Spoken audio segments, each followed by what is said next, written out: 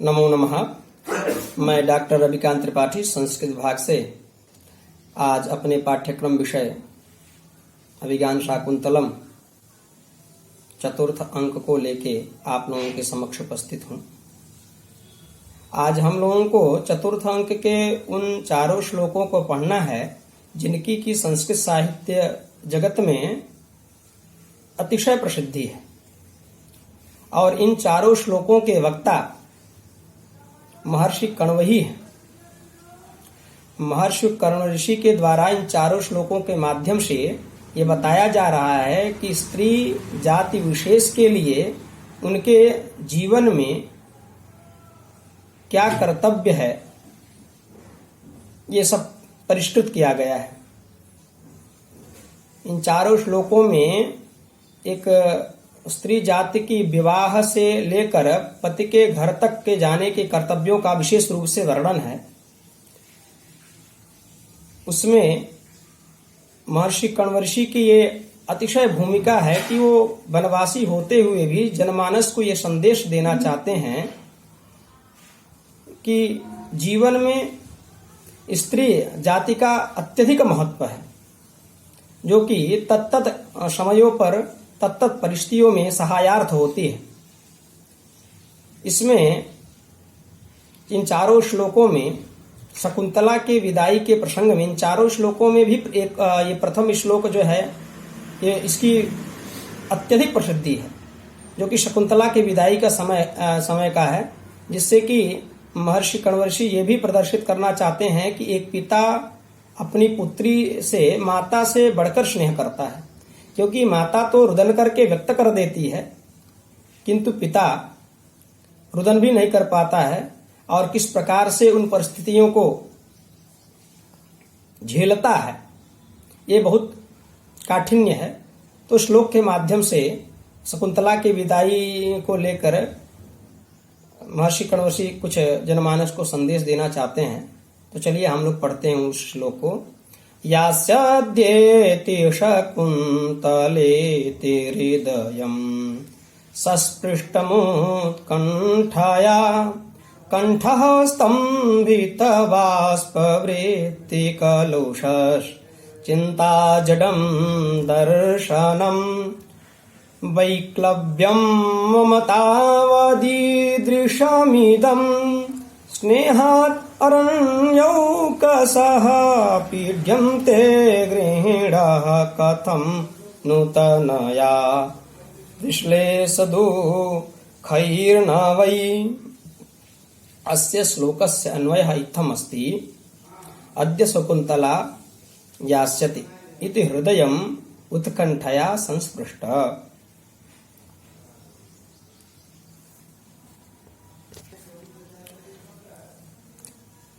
कंठः स्तंभित बाष्पवृत्त कलुषः दर्शनं चिन्ताजडम् अरण्यौकशः मम तावत् स्नेहात् एतादृशम् इदं वैक्लव्यम् अस्ति।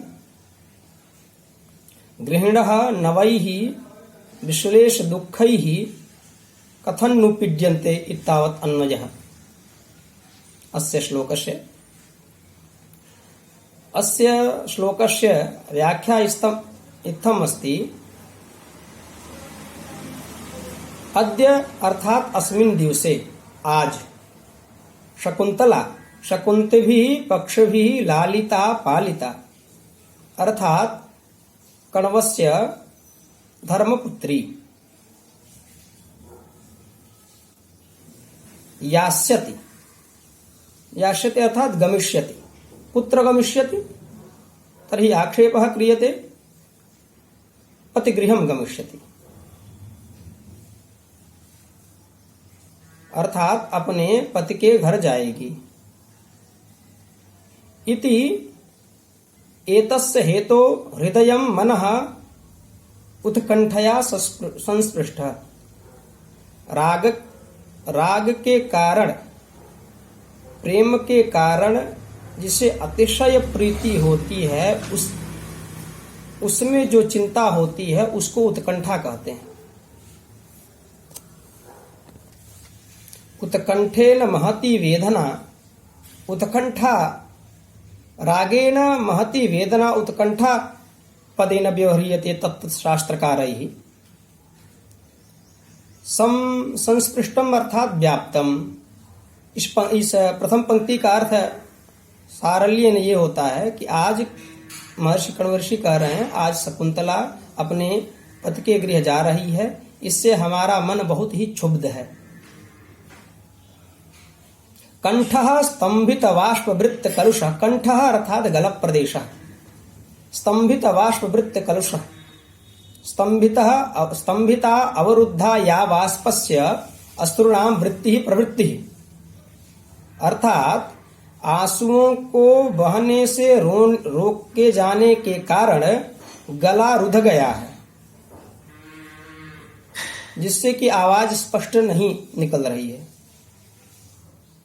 चिंता जडम दर्शनम।